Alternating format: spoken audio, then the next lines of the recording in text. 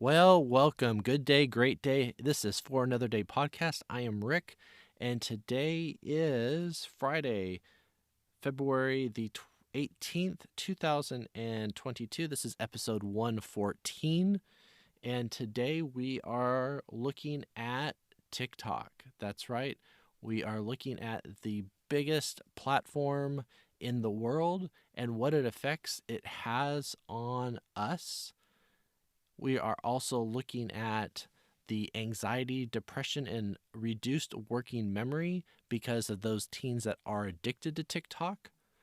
Um, we're going to also jump in there and continue a discussion about hashtag thank you Spotify and for the freedom it takes to have a voice, especially online today.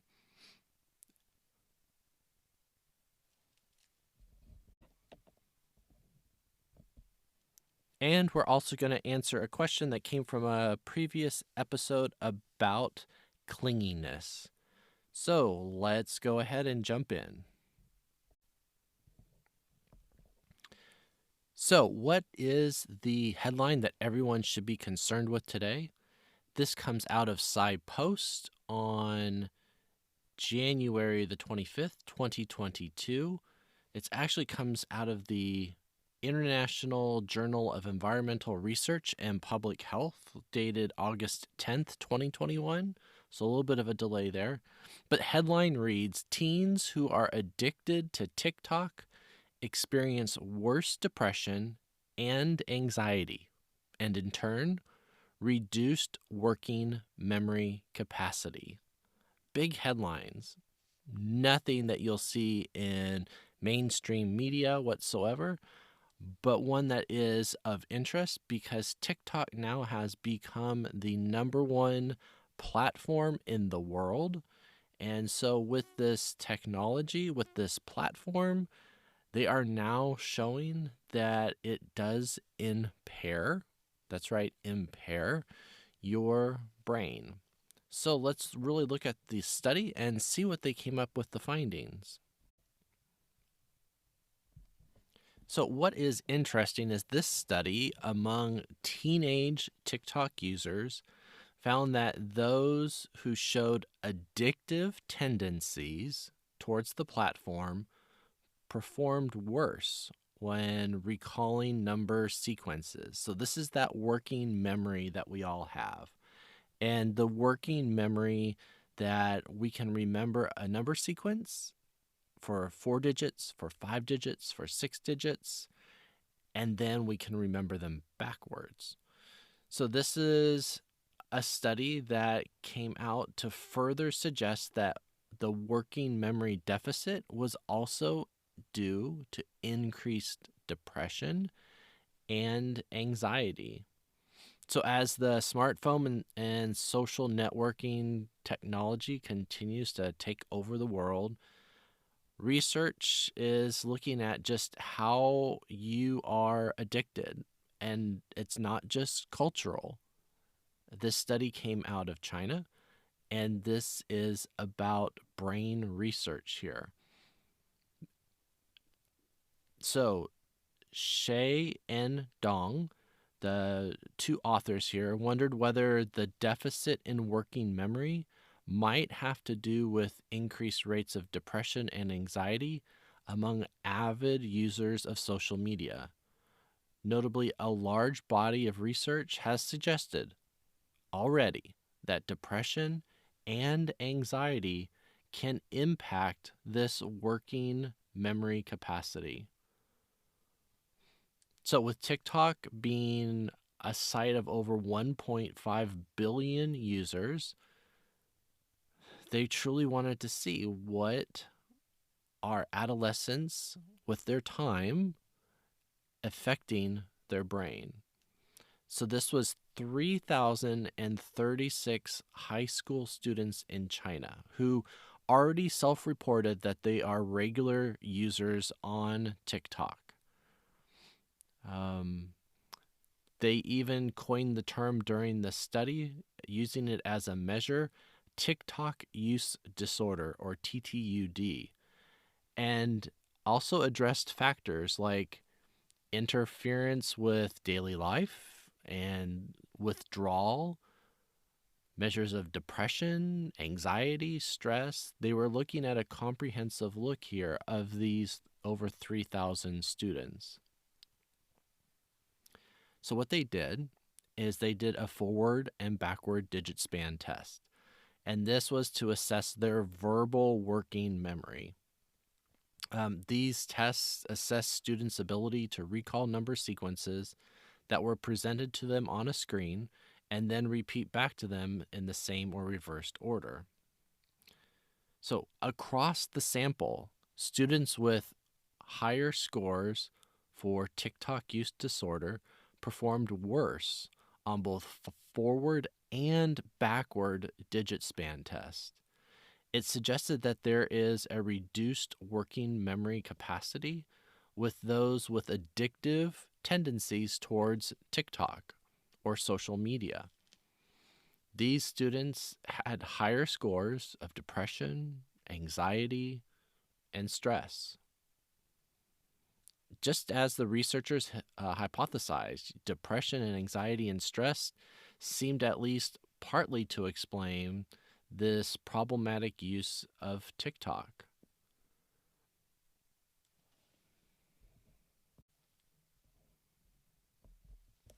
Now, what's amazing here is as they started analyzing the data, they actually realized that there are gender differences that emerge between both males and females.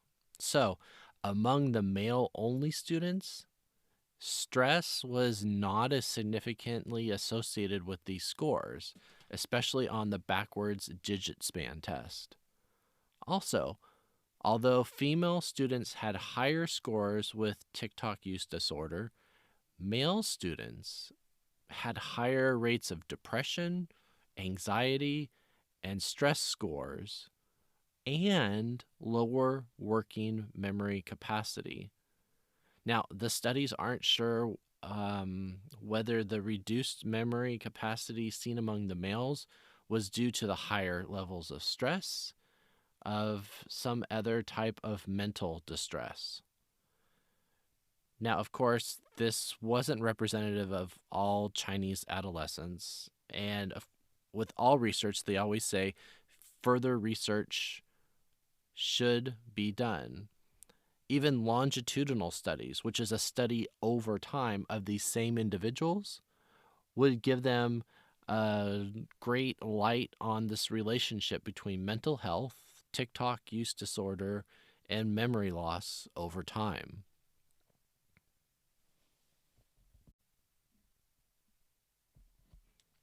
So, what does this mean for us?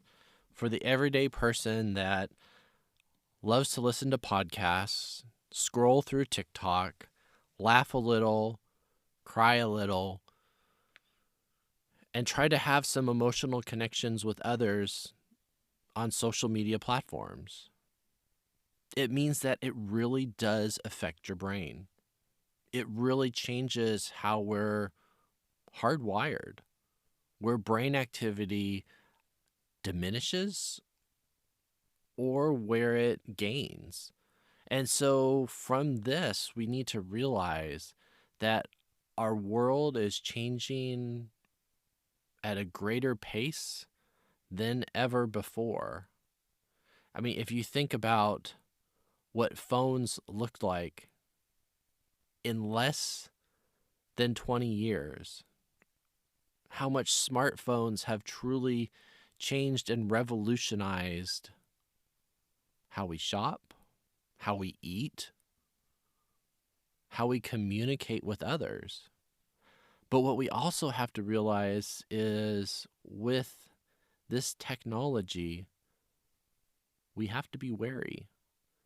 We have to be wary of how it changes our interactions at the table, that we'd rather text and scroll than talk to the person across from us.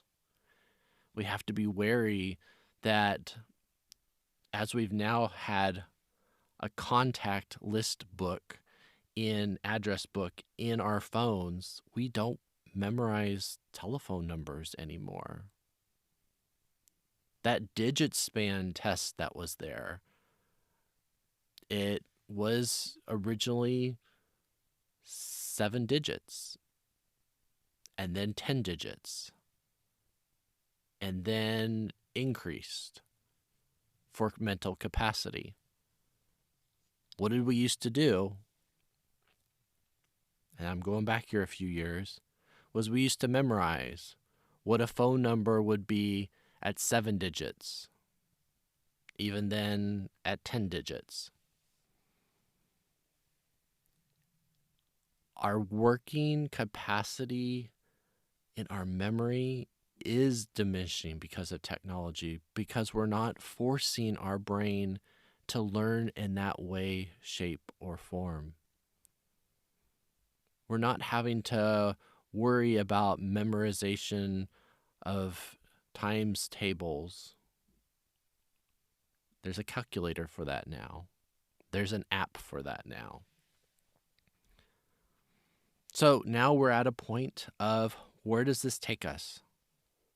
And where do you want to do something different? Where do you want to go ahead and change yourself so that your working memory doesn't decrease? Maybe it's putting a limit on how much time or when during the day you use social media. Is it always about being so plugged in and you truly can't deal with the silence? Is that where that anxiety springs from, that you can't deal with the world around you? Or is it something more? You're like, Rick, it's just entertainment. One of the most amazing features that came out with video streaming services like Netflix or Hulu is the ability to play the next episode for you automatically. It's a way to suck you in, to watch not one episode, but 2, 3, or 4 episodes without even realizing it. With very little, if ever, commercial breaks, we're entranced with the other reality of the story that's being presented to us. You know, in a previous episode, I had talked about the dopamine detox and how we need to set limitations for ourselves and help our brains. So as parents, if we're looking at our adolescent teens that are just scrolling through TikTok, maybe it's time to say we need to put it down. We need to do something different and actually do something. Maybe it is about truly spending more time together. Or maybe this is your only point of connection with them. What are they watching that they see as funny from this? What are they willing to share with you from these TikToks or shorts or reels that they're watching? How does this give you a little bit better glimpse into who they are? These are all important questions to start raising, to start realizing, and to start changing. We don't want to look 20 years from now and say, look where we have gone. Look at the direction that took us even further apart, that now has diminished our memory and brain capacity even more. So much so that it affects us in our work and in our social relationships. It's time to change, everyone. I'm willing. Are you? real dark chocolate, and pretzel protein bars that both taste great and nourish us. Nugo offers so many types of bars and cookies for your enjoyment, but I always stick with the best. Plus, it's gluten-free. Click the link below to order yours today.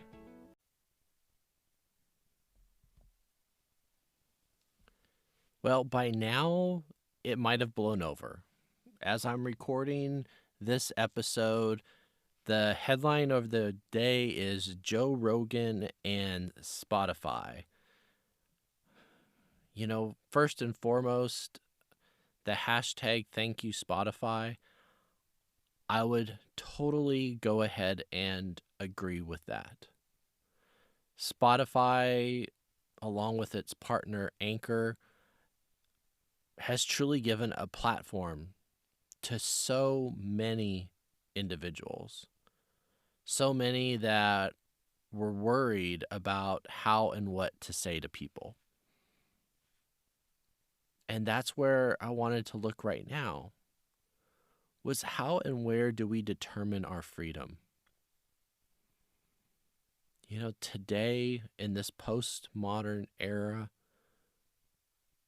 with everyone being their own expert, it's become one of those situations where in a room full of experts, we truly have no consensus anymore. But we also don't have any consensus or abilities now for discussion. When a difference of opinion comes, it becomes offensive. It becomes derogatory. And so with our culture today, we need to find a place for free speech. We need to find a place where we can develop many, many different aspects, many, many different opinions, many, many different perspectives, so that we can then weigh what is most important to us. It's then the us that becomes a collective culture. But if you voice the independent voices, you take that ability totally away. Who then moderates then what is right and wrong? A culture of change, a culture that doesn't truly produce thinkers, debaters.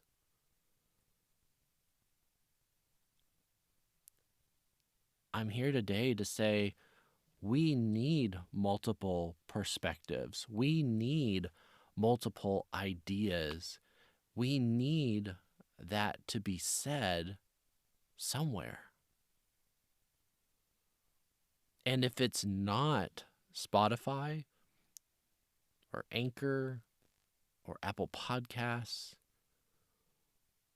where does it go? I've always had to be very careful about what I say on a podcast. I didn't want to ever get canceled. I didn't want the account to be deleted, especially after all my hard work. But we're now coming to a part where it's not just about being deleted. It's about not having a voice. You know, for years, the FCC would control what went over the airwaves and what words could and could not be used over the airwaves. In talk radio, it was understood what could and could not be said. And then we had the advent of cable TV. We had the advent of satellite radio. And then we had the advent of the internet, where anything can go, anything can be said. But finally, I had this realization yesterday. This realization that as people are squawking about being offended and that it should be canceled, I need to speak up. I need to be able to have a voice to say, well, what's out there right now and what's been out there for the past 5 years, 10 years, I don't like it either. I don't like offensive language personally. That's not me. But you know what? I choose not to listen to the music that says explicit. That's just me.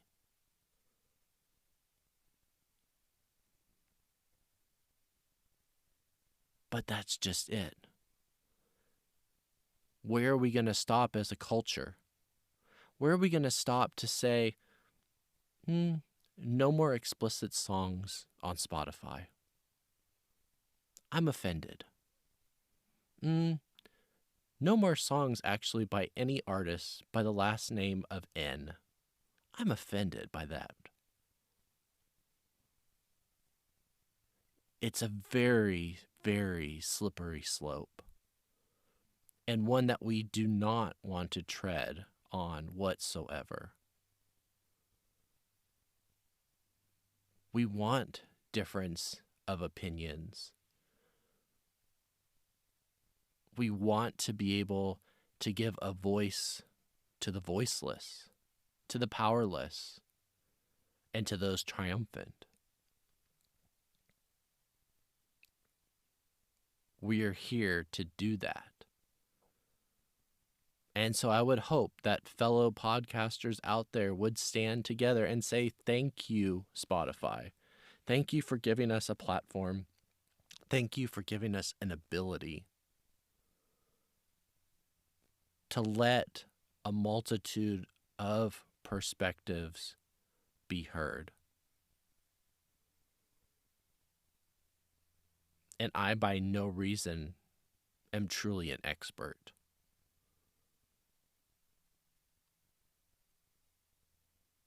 But who is?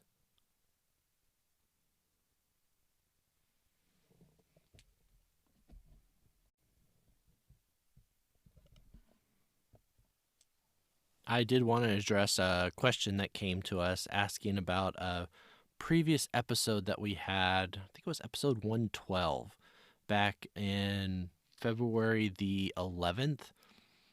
And it was talking about clinginess, long working hours, and lack of personal space as 3 of the most common relationship issues. And this was from this study that we had talked about. But the question came, Rick, what do I do about my clinginess? Well, first of all, I don't know very much about your clinginess. But they wanted to change it. And right there in that capacity, that's huge. It's huge because, first of all, they realize it. Now, whether they've realized that from someone else telling them or self-realization or actualization, it's become one of those that it's then a trait that they realize is malformed, is one of those that is negative for themselves. They don't want to have the clinginess any longer, especially in the relationship. And so it talks then to us as therapists and counselors and those with mental health and coaches and all the such. How do you go ahead and change that? How do you go ahead and observe where the clinginess happens, when the clinginess happens, how the clinginess happens, who does that clinginess happen with? Those whos, the whens, the wheres, the hows, Those are the most important aspects to realize, not the whys. Please don't go down the rabbit hole of the whys. Well, why am I like this? Why is this happening to me? Those are questions that if you have a 4-year-old around or a 3-year-old and there's a why question, it becomes because. Why? Because. Why? Because. There is no true answer to it unless you have understanding of the whole complexity of the issue, which is nearly impossible. So I would really encourage you, look at those how, when, wheres that the clinginess occurs. Then once you know where they're at, then you have to take it and make a strategic plan. Instead of being clingy, what are you going to do instead? How do you want that relationship to actually be enacted? What is it that you treasure in that relationship? What truly makes a difference to you each and every day? And so as you look into the depths of this relationship to find the good, to exemplify and turn up the great, you are putting change in place. Now, if you can't see where your clinginess comes from, that's when it's great to have outside perspectives. That's when it's great to have a best friend that will tell you, are you kidding me? You shouldn't be saying that or doing that. An honest communication there.